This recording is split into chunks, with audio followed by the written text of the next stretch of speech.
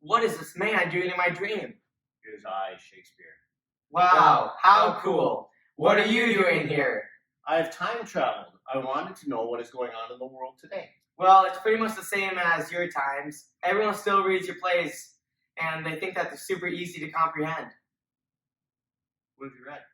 I've read Macbeth, Shakespeare's Romeo and Juliet, and a bunch of other plays. Well, that is good, my fine fellow. You guys seem to remind me of one of my plays. Oh, really? Which one? The play called The Comedy of Errors. There's a set of twins in this play, and no one could seem to figure out who is who. That happens to us a lot. You should read up on this play. It is one of my all-time favorites. You know what? I just might.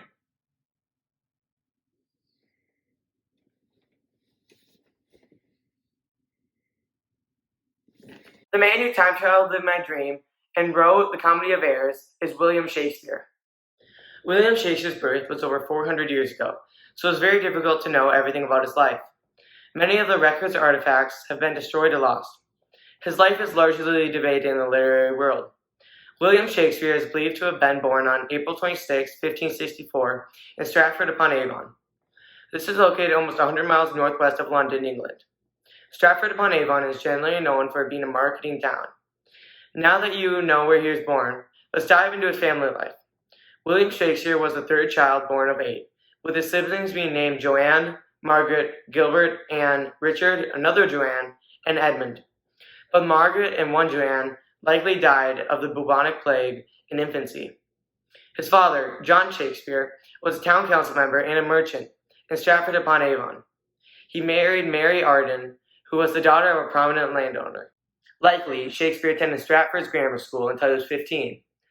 It is here that he likely learned Latin. It is also probable that he left the school at the age of 15, as when Shakespeare was 18, he married Anne Hathaway, who was 26 at the time.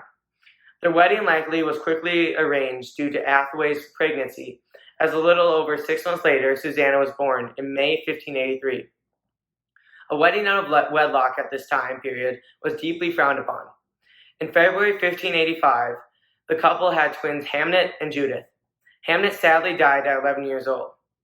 After this is Shakespeare's last years, where he disappears from all historical records until 1592. This is when he is mentioned in a pamphlet by Robert Greene, a playwright, as an upstart crow, demonstrating how Shakespeare was a prominent London playwright at the time. From here, he made several plays and poems and steadily became the distinguished name in the theater world. He joined the Lord Chamberlain's Men in 1594 that ultimately established the Globe Theatre in 1599, one of the largest theaters of the time period. Also during this time, Shakespeare published The Comedy of Errors on December 28, 1594. This was not printed until 1623 in the first folio, 7 years after Shakespeare's death. He likely received the inspiration for his work through Plautus's comedy, The Menachmi. In The Comedy of Errors, Egan, who is a merchant from Syracuse, is sentenced to death for trespassing onto Euphys's soil, as he cannot pay the ransom money. These two cities are in great dissension at this time. Egan tells the Duke of Ephesus how it does not matter if he dies, as his life is pretty much a disaster at the moment. He explains how many years ago he was a successful merchant. He was on a trip with his wife when she gave birth to identical male twins. At the same inn that they were staying in, a poor woman gave birth to identical male twins as well. Egan bought this set of twins from the poor woman to serve as slaves for his own twins. On the way home, a terrible storm occurred. The wife looked after a son and a servant, while the husband looked after another son and a servant. The storm destroyed their boat, and the husband and twins were separated from the wife and the other twins. Egan named his son and the servant after the two lost brothers. The son was named Tiflis, and the servant was named Dromio. This causes a series of mishaps that we will later see. Then Egan tells the Duke how he is trying to find both sets of twins, as his son and servant have been searching for his wife and brothers for the past 5 years. These boys end up searching for their brothers in Ephesus, where their dad has been trying to find them before his death sentence. Ephesus is the place where their own brothers have resided, unbeknownst to them. From here, Antipholus and Dromio have a series of mistaken identities, wreaking havoc in the town. The Antipholus and Dromio from Syracuse are invited to dinner with Antipholus from Ephesus' wife, named Adriana. At this dinner, Antipholus from Syracuse tries to get with Lysiana, the sister of his brother's wife. This adds to the drama as Lysiana is very confused by the situation. Meanwhile, during this dinner, Dromio from Syracuse is told to not let anyone in the gate of the Ephesian home. The Dromio and Antipholus from Ephesus arrive at the house after making a golden necklace with the goldsmith for Antipholus' real wife. They arrive expecting to eat, but are denied entry into their own home. The two men then tire of this and decide to eat dinner at a local restaurant. After the dinner at the home, Antipholus from Syracuse tells this Dromio to go fetch a ship so they can get out of this crazy town. When he is about to leave, Antipholus is given a golden necklace from Angelo, the goldsmith that was making the necklace with Antipholus from Ephesus for Adriana. Antipholus is confused but accepts this generous gift. This causes chaos later as Antipholus from Ephesus is told to pay Angelo for the golden necklace that he never received. Here is where we will start Act 4, Scene 1. A man as well help up that, trust to you. I promised your presence and the chain, but neither chain nor goldsmith came to me. Belike you thought our love would last too long, if we were chained together, and therefore came not. Saving your merry humor, here's the note. How much your chain weighs to the utmost derrick, the fineness of the gold, in chargeable fashion, which doth amount to 3 odd ducats more. Then I stand indebted to this gentleman. I pray you, see him presently discharged, for he is bound to the sea, and stays but for it. I am not furnished with the present money. Besides, I have some business in the town. Good signer, take this stranger to my house, and with you take the chain and bid my wife. Disperse the sum on the receipt thereof. Perchance I will be there as soon as you. Then you bring the chain to her yourself? No, bear it with you, lest I come not time enough. Well, sir, I will.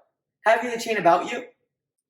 And if I have not, sir, I hope you have, or else you may return without your money.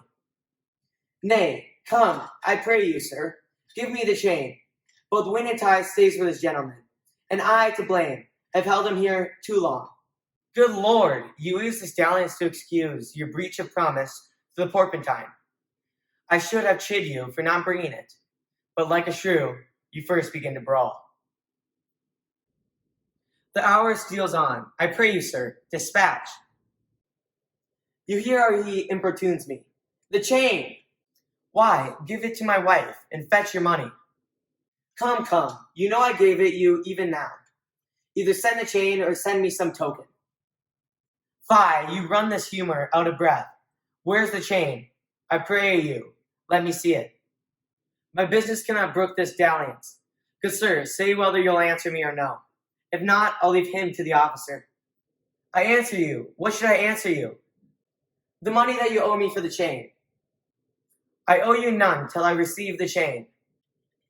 You know I gave it you half an hour since. You gave me none. You wrong me much to say so. You wrong me more, sir, in denying it. Consider how it stands upon my credit. Well, officer, arrest him at my suit. I do, and I charge you in the Duke's name to obey me.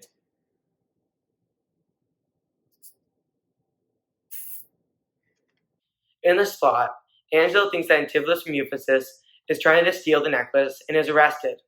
However, Angelo actually gave the necklace to Antipholus from Syracuse. To add to the drama, Dromio from Syracuse comes and tells the wrong Antipholus of how he has gotten the ship ready. Dromio from Syracuse tries to get the bail money for Antipholus from Ephesus. Adriana gives Dromio from Syracuse the bail money, but he sees Antipholus from Syracuse, who he is surprised to see is already out of jail. Meanwhile, Adriana and Luciana sees Antipholus and Dromio from Ephesus. Antipholus and Dromio are then taken away and tied up. Then a debt officer from the goldsmith wants his money for the necklace. During this scene, Antipholus and Dromio from Syracuse enter the scene with their swords drawn. Luciana and Adriana are shocked that the two men have escaped so quickly. This Antipholus instructs Dromio to fetch their belongings so they can leave as soon as possible. When they are going towards the ship, Angelo the goldsmith sees them and wonders about his necklace as he sees Antipholus from Syracuse wearing it.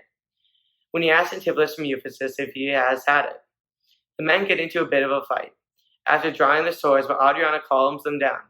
Antipholus and Dromio from Syracuse go into a religious household called a priory in order to get refuge. The abbess here, which is the head of the household, thinks that Adriana's husband has been driven mad by her nagging. The scene then shifts to the Duke and the beginning of the ceremony for Egan's beheading. Here, Antipholus and Dromio from Ephesus are recognized by Egan as his sons. They are intent that they have no idea who he is, as it has been many years since the shipwreck. Then the abbess brings in Antipholus and Dromio from Syracuse, and all problems are resolved. The abbess then reveals that she is Egan's long-lost wife, and her name is Amelia. Antipholus from Syracuse then proclaims his love for Luciana. All problems have been resolved. I personally thought this was a very good Shakespeare play. I can relate to the various mishaps that occurred with mistaken identities of the twins, as I am a twin myself. This brings in the themes of identity and servitude. The main characters struggle to find their true identities. Each one feels as though they are missing one half of them, whether it's their twin, wife, love, or others. The theme of servitude is quite prevalent, as each Dromio struggles to keep up with the ever-changing demands of their masters. In addition, the comedy of the play in relation to some of the more tragic Shakespeare works was quite lighthearted. It was very nice to see the play end in a tender-hearted moment, as everyone gets what they wanted. This is not the case for many of Shakespeare's works, as I mentioned earlier. However, as a farce, the impossible situations were a bit hard to believe. The reliance on coincidence was a bit much at times, as it seemed so silly during some of the scenes. This reliance made the play seem very fake, but the reader must assume this going into the reading. In all, it was a fun read with outlandish humor and mistaken identities.